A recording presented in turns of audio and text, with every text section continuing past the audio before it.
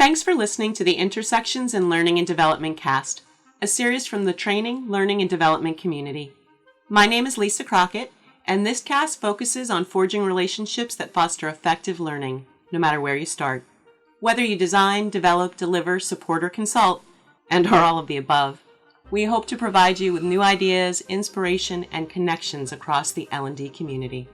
Our guest today is Sion Dayson, an American voice actor living in Valencia, Spain. She's a passionate storyteller, both through writing and voice acting, and her intercultural experience and extensive background in editorial and education make her a fantastic fit for e-learning, explainer, and commercial narration. We really wanted to talk to Sion today because the intersection of voice acting and instructional design is critical to get right, and working together seamlessly makes for the most effective finished products. An American voice actress actually living in Valencia, Spain, and I really wish I was there too right now. It is so cold here. Sion is a passionate storyteller, and that's both through writing and voice acting. And she's going to share some of her favorite projects with us today.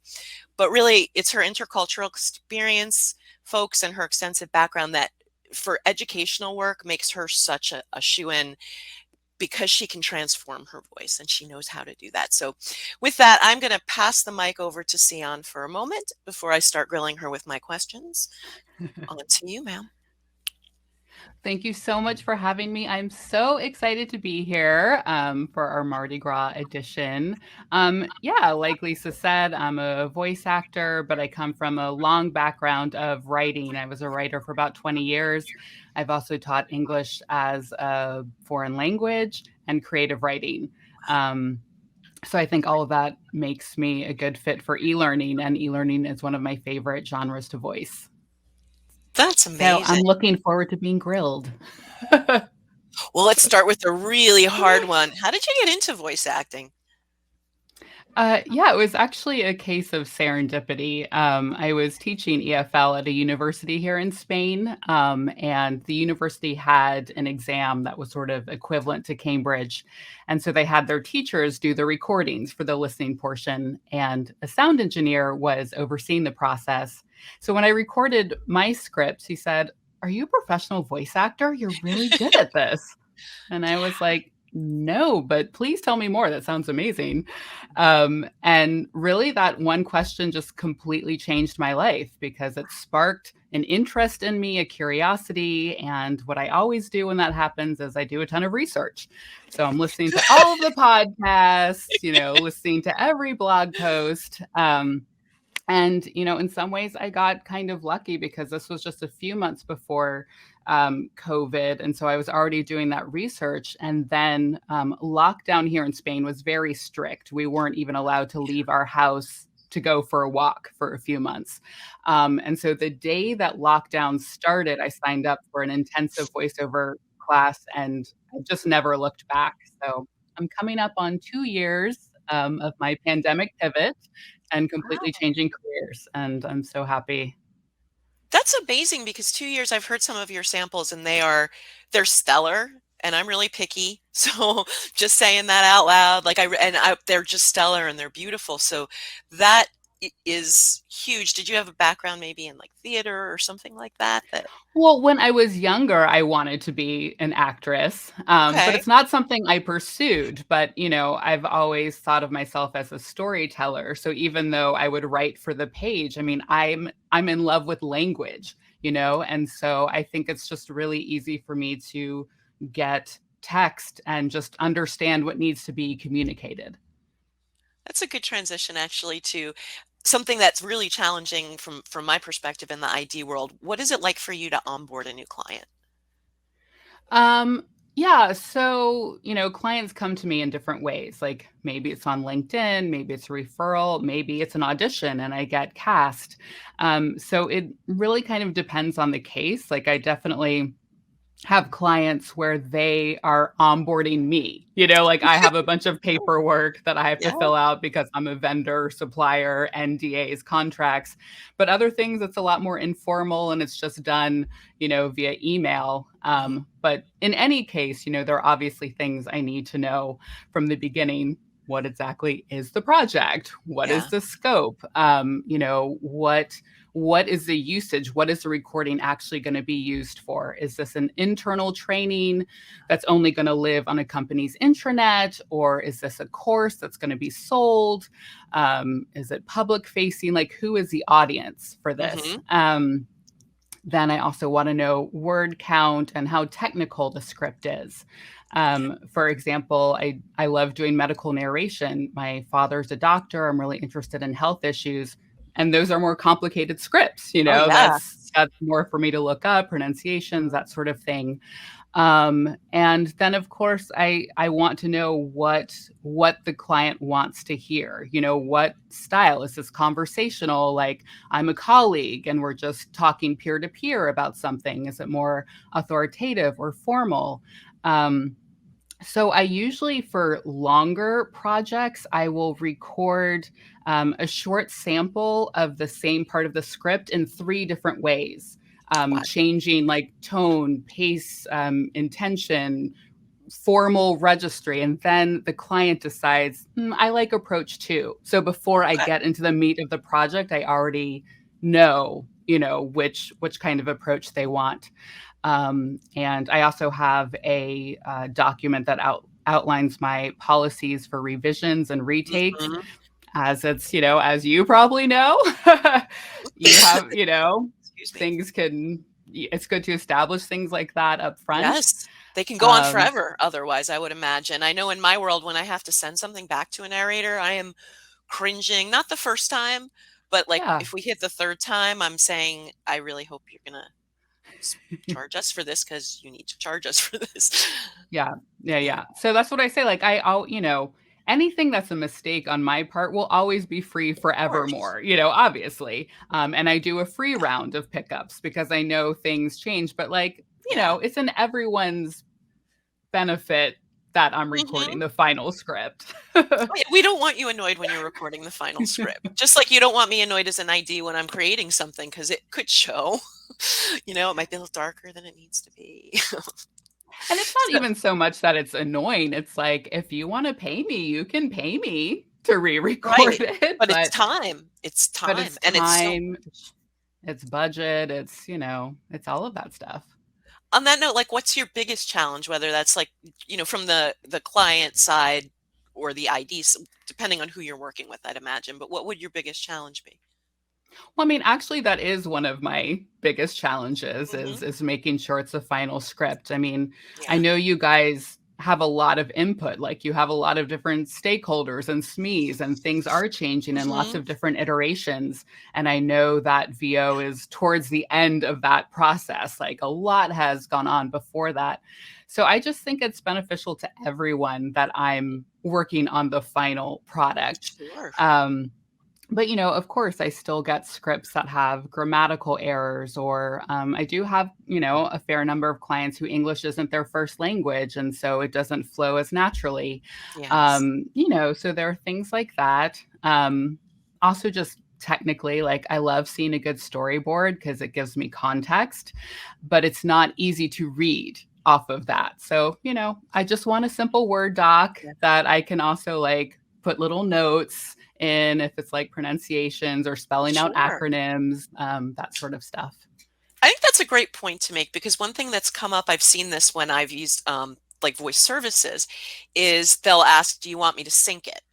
And I always thought that would be so much easier for me, but how hard that would be, because at least I know, because I've designed it, a little more about the topic, I hope, than I knew before I started. But that's all brand new for you. So I'd imagine it just ends up going back and forth a lot more, because you might not know that that's X fiber and that's Y fiber or whatever. Yeah, no, that's why I like to see what's actually happening. Yeah. But it's good to have both. Like, it's good for me to see, okay, what is the learner actually seeing? But then also I want to read off a Word document and not the storyboard. Oh yeah, easy. And we have a few we have one voiceover art. Hi, Michael. Welcome. Michael's a voice artist and an ID. We talked to him a few months back. And then we have Kirsten, it looks like she's exploring voiceover on the side. So Oh, she wants to cool. hear more about your journey. You've studied, you were talking about your study and what you did during COVID and to Hmm. lead up to this. And I've looked up some stuff on you, and you study with some pretty impressive folks. How did you make those choices for yourself? A lot of it is just intuition. Like I said, I don't even remember how I found Carrie Olson, but she was the person who I signed up with first. And again, luck. It's a self-paced course, and then once a month she had, live interaction. But Nice. because of COVID, she's like, it was at the very beginning. She was like, I feel like we need community right now. So we had calls every single day Oh my. for about Wow, 3 that's months. really responsive to what was going on. It That's was amazing. so responsive, but that meant I was just entering the field and I literally had input every That's day. So great. my learning just went like this. And then Yes. I got very lucky that I also happened to see, also because of COVID, Lori Allen, who's a really pretty famous actress. Like, she voices on Family Guy and, Yeah, all sorts of stuff. She was offering discounted coaching. And I signed, so she was my first coach. that's crazy. That's just crazy. I mean, Yeah, so I've yeah. been really lucky. Yeah. We've got do I see in the activity that I think Monique is planning to take a voiceover class tomorrow? Or I'm not sure I'm understanding that Yes, comment, that but is you've me. inspired Monique. That was you? That's That is me. amazing. I mean, it's Really? so fun. The voice is such an integral part of who we are, even if you don't wanna do it as a career, it's really fun. Yeah, yeah, I just had so much fun. I honestly think it's what got me through the pandemic too, because there was so much to learn, because voiceover isn't just It's about endless. performance. Like, I had to learn sound editing. I had to learn how to Mhm. design, a soundproof, acoustically treated space. I had to learn how to market myself. I have to learn about business. Amazing. But that gave me such a humongous project, while I was locked away. Ah, Yeah. and you do a great job of it. Your feed is like the most fun feed. Everyone, like, you Aw. really need to follow Sion. I think it was one day after I started following you. I hope this is still in my, yes, it is. It was still in my paste. I just put this fun exercise or fun quiz in the Mhm. chat, on your free time. It's fun. It's fun. The It whole is experience fun. is fun. And this was on her site. And then so now I'm starting to look through her LinkedIn and finding all this fun stuff. Like, you need to follow her. It's like fun stuff. But Thank you. yeah, I mean, you did a great job of building that quickly. And again, Mm, your samples and everything, they're so professional. They're so on. So that's thank you. amazing. On that, I want to segue. You and I talked a little bit about voice services, Mhm. and I've used some different services, and I'm sure we've all used different. Would you talk to the audience a little bit about, like, the difference between the services and how it how it is for the artist on that side? As and Mm. folks, I Mhm. wanted to talk about this, like, because I think of us in terms of Upwork and Fiverr and all of those services, and those are just the ones I know about, and I'm sure there are amazing other services out there. But I thought it would be interesting for you to hear the perspective of the voice artist on those and Mhm. take it away. Yeah. So I will say not all of those platforms are equal. They Sure. take different percentages, they have different business practices. I myself am not on sort of those gig sites. I definitely have friends who are. Um, I try to market myself in different ways. I am on some casting sites, but the ones that I feel are being transparent about what they're what they're doing. There's a major player, I won't name them, but they're a major player who's just not transparent about how much they're taking, not just from the talent side, but also you as a voice seeker. And the Mhm. way we know that is because sometimes you'll see the same notice posted on different platforms, and there will be different budgets listed. And this one takes out a Mhm. huge amount, which means they're taking it from the client first before they Mhm. even post it to us. And I just like to work with people who are ethical and transparent. So, call me Yeah. crazy. No, I'm kind of with you. I haven't done the gig sites. I thought about it in the beginning and I wasn't comfortable with it, and I was able to find other avenues. But I know that we both sort of started in the middle. and it's Yeah. harder for folks when they're starting in the beginning. And there's definitely value. And I know Michael posted freelancer.com, and I would check that out. If you've Mhm. had Mhm. bad experiences like with Upwork or Fiverr, those are ones I don't plan to ever touch. But Mhm. freelancer.com might be a good alternative. And I know there are Okay, also that's good to other know. agencies, Mhm. but I know we can't share the player and we won't share the player, but look out for who You you can work send with. me a DM. I can Send send me you a a DM. I Send can her a spill all DM. the I'm going to tea. send you one. I'm curious. I think I know who it is, but I'm very curious. I will say I'm on Voice 123. They're pretty transparent. I don't Cool. love their algorithm. I feel like algorithms run our life in so many ways, Yes, but they do. they're honest about, what what they're charging. And what's good about that is they're fine if you take the client off platform. So I've definitely auditioned for something on Okay. there, been booked, and then done subsequent projects just directly with that client. So that's really nice. I'm also That on is Bidalgo, which is more a European site, although there's people okay. from all countries on there. And that's good because it does not charge you as a voice seeker anything. And all the talent on there are vetted, unlike some other Nice. sites. So, like, you have to have professional demos to be on there. And that's a hard thing I've noticed when you go onto sites. You can hear all variety of demos, but they're also short. It Hmm. can be really Hmm. hard to tell. I mean, we know I don't like to design long e-learning, but sometimes e-learning's longer, even if you're Hmm. talking about 10 or a 15-minute narration or an hour, God forbid. Hmm. Having the ability to keep that tone and keep that's a Hmm. skill. And Mhm, now mhm. I'm going to ask you a follow-up on that. Like, so Yeah. now that you've got your main chops down and you've got your foundation, what do you do now to keep your development going? Oh, yeah. I mean, training never ends. I would imagine it's very similar in your field. It Yeah, absolutely never ends. I'm constantly, taking classes or coaching. I mean, there's always so much to learn performance-wise. And also, I'm proficient at editing, but I'm not a sound engineer. So there's editing's hard. obviously a ton more I can constantly learn.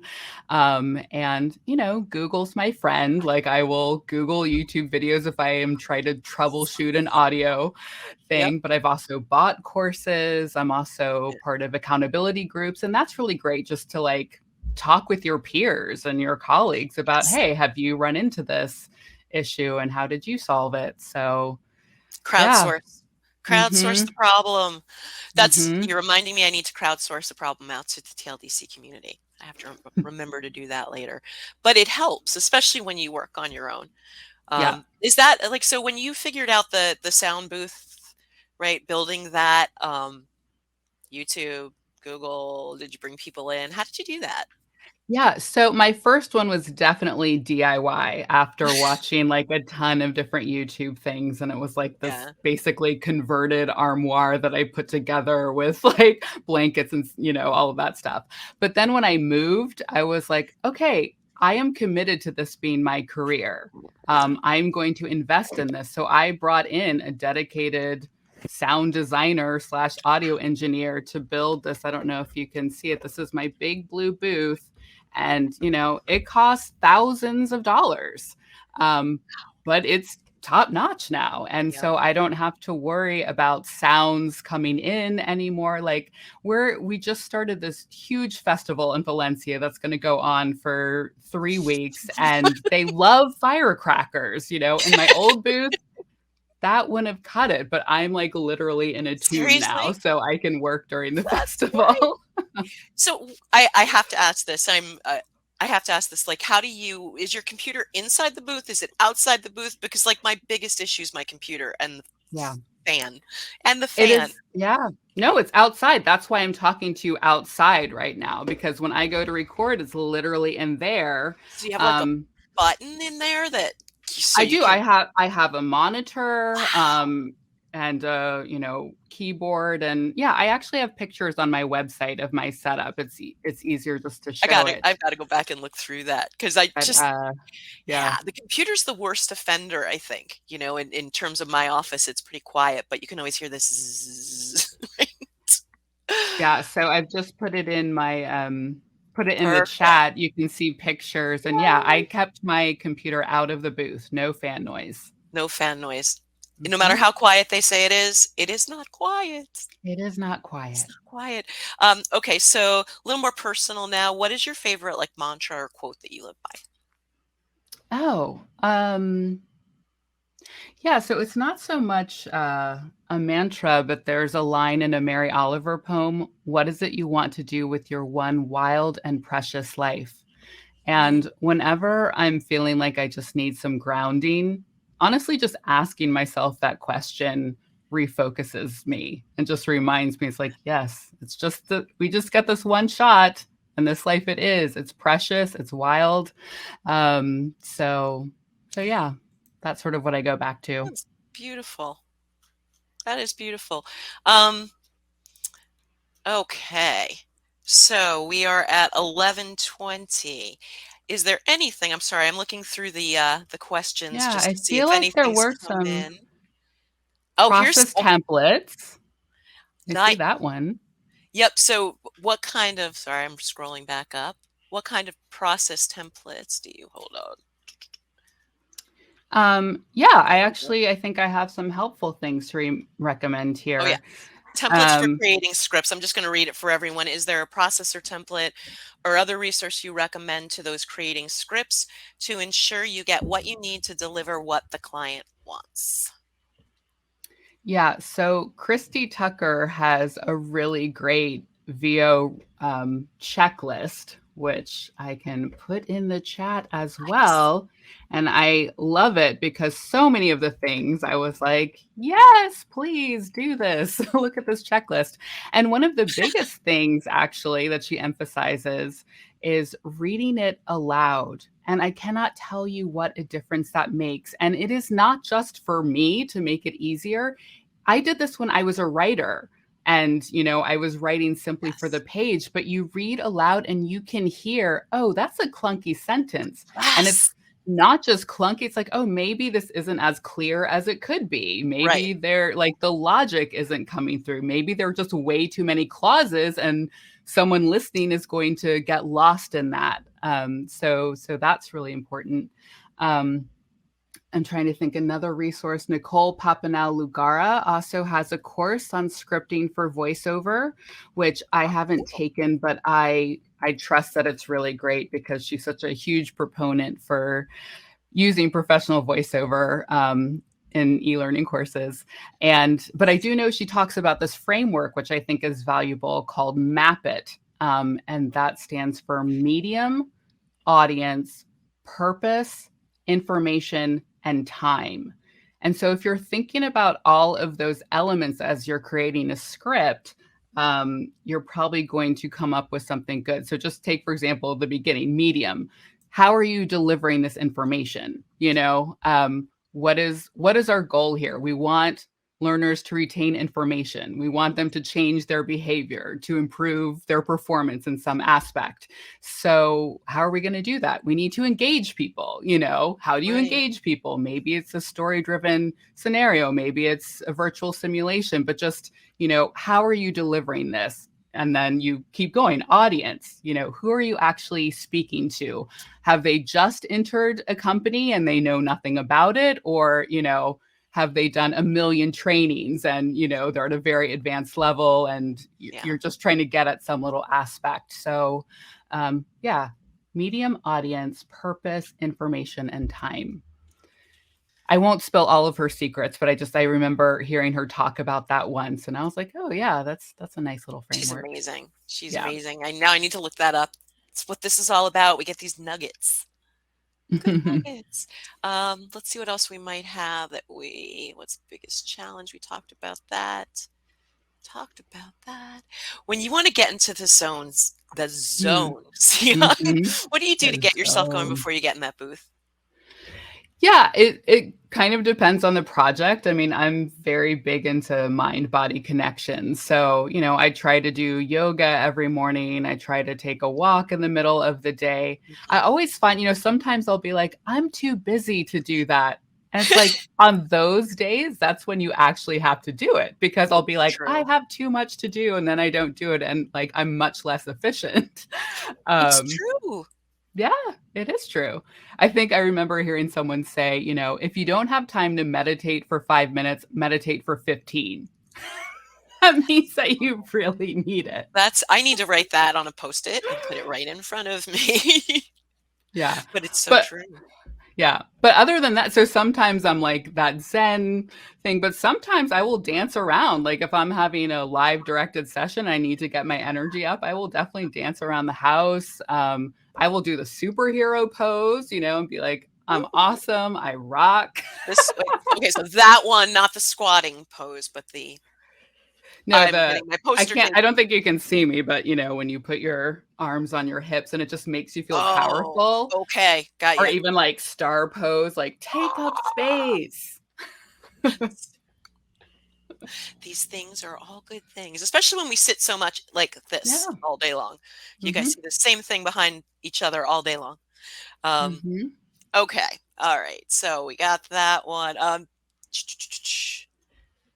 Can you give us an example of a narration? Oh, I think if you go on Sion site, you're gonna find a number of them. But is there any one in particular, or any project maybe you'd want to point people to, Sion, that you're especially proud of? So I've narrated over 30 titles for Blinkist, which is an app that summarizes the key takeaways of nonfiction books. And so, their tagline is more knowledge in less time. And so it's really great because, I get to learn something new every time. I've narrated titles on neuroscience and quantum mechanics and entrepreneurship and all of these different things. But the ones that really move me is, I narrated Tarana Burke's memoir, who is the founder of Me Too. I narrated Brene Brown and Tarana Burke also did a book together. That were a collection of essays by Black activists. Clint Smith, I narrated one. He was sort of traveling through different sites following the transatlantic slave trade. I mean, that's stuff that talk about storytelling, those were good examples of narration and storytelling for sure. The dream, the dream jobs. Which would have been your favorite, do you think, out of all of those? Out of all of those. Yeah. Oh, it's hard. It's like choosing one of my kids. And I mean, I named those three because those were the, those were the big ones. Yeah. That makes sense. What would you say is like your favorite thing to do after a project to celebrate? It's probably not the healthiest, but it's usually food related. I mean, it's usually cake or chocolate or going out to dinner. My love language. Yep. Yeah. So chocolate cake. So I know what to send you next time you finish a project or we work together. I mean, I'm really open. I'm an open person. I like so many different types of cake. Send me food, any food. Carrot cake, chocolate cake. Here, they have this dulce de leche, which is like a caramel thing. Lemon cake. I mean, come on. I don't discriminate. I'm open. It's all good. It's all good. Brownies, Michael. We need the sugar-free brownies. There's he sent me a really good recipe for sugar-free brownies. Okay. I am trying to cut down on sugar. You wouldn't know that with my answer, but we'll talk. I'll send you some recipes. There's some good stuff out there, but I digress. Who do you follow, Sion? Like on LinkedIn or just in general? Or social media in general? I mean, I follow people in different domains. Like I still have a lot of writer colleagues that I follow, voice actors too, but I've really been following a lot of L&D professionals this past year because like I knew I wanted to specialize in e-learning narration and I really want to understand your world and your landscape. I feel like it helps me deliver a better product if I at least know a little bit of something, like a little something about what you all are talking about and the discussions that are happening. So, I've met a lot of people through this. Like, I don't know if you've seen me in the audience, but I've probably been to like 10 or 11 of That's so great. TLDC things, and I learn something new each time, and I reach out to people that way. And no matter how long you've been doing this, like I find so much value in the folks that come into the community. That last writing one that was that we did, I want to say it was about a month ago, and you've quoted a few things from it. Like I learned so much there. It was amazing. I didn't know how much I didn't know, which is scary, but it's good stuff. It's good stuff. Yeah. All right. So now we get into what we call the speed round in Intersections in Learning. And that's where I just ask you a bunch of random questions, and you're not supposed to think about them, just the first thing that comes into your head. So let's see how this one will go. Okay. Last book you read? Really random, don't judge me until I explain it, called The Infatuations by Javier Marias. That sounds like it's a romance novel, but it's not. It's actually like a metaphysical inquiry wrapped up in a murder mystery. And I read it in the original Spanish because I'm trying to read aloud in Spanish as a way to improve my language skills and also my pronunciation in Spanish. That sounds fascinating, though. Really, I need to read. What was the name of that again? The Infatuations. I don't actually know if I would recommend it. It was perfect for my purposes because it has these very long, winding, poetic sentences that were really like helping me with my breath control and my pronunciation. So it might not be a great read, but it's really good if I want to practice my Spanish. Well, it did win a National Book Award, I think. Like it was critically acclaimed. And so, but I think it's a very polarizing book. Like people either loved it or like, this is really pretentious, So I don't know. Okay. It depends. I'll let you know what I think. It sounds like a lot of fun, but got to keep pushing through these questions. Last song you listened to by choice, not just that randomly came up. Oh, because I was going to say that. No, but something like I will hear a song in a series, and that's what I have to listen to that. Like I just heard Whitney Houston's "How Will I Know," like on a series, and I was like, okay, yeah, I'm going to pull that up. I've got to listen to the whole thing now. Now that I've heard that little clip. What were you watching? Speed question. Where that came up. I cannot remember. I can't remember, but I'm sure you'll probably ask me about series in general, and it is sort of a guilty pleasure what I'm watching right now. Oh, okay. You know what? You just jumped the question, but what's your guilty pleasure that you'd like to share? Not that I'm not bullying you a little. Again, I'm going to say that it's for my Spanish skills. I'm watching this series called Toy Boy. Oh my. I'm not saying I recommend it. I'm just saying it kept coming up on my Spanish language series. And I was like, okay, it's for my Spanish. Okay. Sounds a little telenovela-y, so could be pretty good. Totally. Well, there you go. That's a lot of fun. Okay. Well, I'm gonna bet this one will come up different from you than from our IDs, but could your partner or best friend accurately describe what you do for a living? I actually think he could. I know I've watched these and a lot of people don't have partners who could, but we were trapped together during lockdown. So he saw me starting this new career and building the booth and all of this stuff. He's painfully aware. Knows more than he ever wanted to know about voice acting. Hey, honey, are you going in the booth now? Yeah, and it is. It's like a shorthand, and he's even good because sometimes I do have an agent, and those sometimes I have to right away get the audition. So we will literally be doing something like, oh, I have an audition. And he knows what that means now. That would be totally rude in another context to be like, bye. Bye, leave it. Hey, it's 3 a.m, but this one's over, over here. Yeah. But that's cool. Yeah, we have when the office door shuts, you cannot come in. I need a little light though, so that there's recognition of please don't be super noisy. Yeah. But I'd assume you close your door, a little light goes on, or something. Or well, just door closed means just don't come in. Please don't. Please be quiet. Keep it down. Okay, my last question on the grill. Maybe not. Last PG thing that kept you up at night. Same answer. Have to say it was Toy Boy. I binge watched. Sounds so wrong and sounds so right. Yeah, it is PG. No, is it? Maybe it's not. Sorry. Okay, and I see that, yes, I do. I see that Monique is blushing. She gave us her little blush sign. Okay, let me make sure I exhausted all of our questions.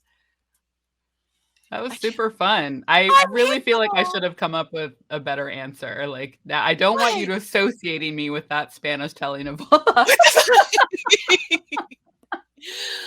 Oh my goodness. I think it's wonderful. I think it's absolutely wonderful. Now I have to look it up. It sounds like a lot of fun. Oh, goodness. So Miss Monique, would you like to come in and close us up for the day? You trust me? You can hear me for once. I totally trust you and totally hear you, but I can't see your face. There she Ta-da! is. There I am. Still here. One, thank you, Sion, for coming and sharing your experience with us and everyone who joined us today.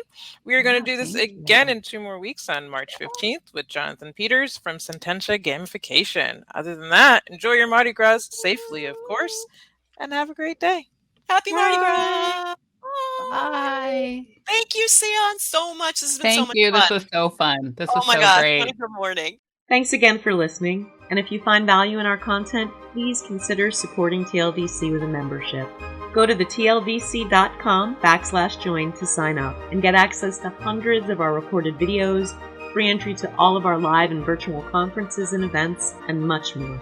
Your support helps us continue to build community and share valuable resources for L&D professionals around the world.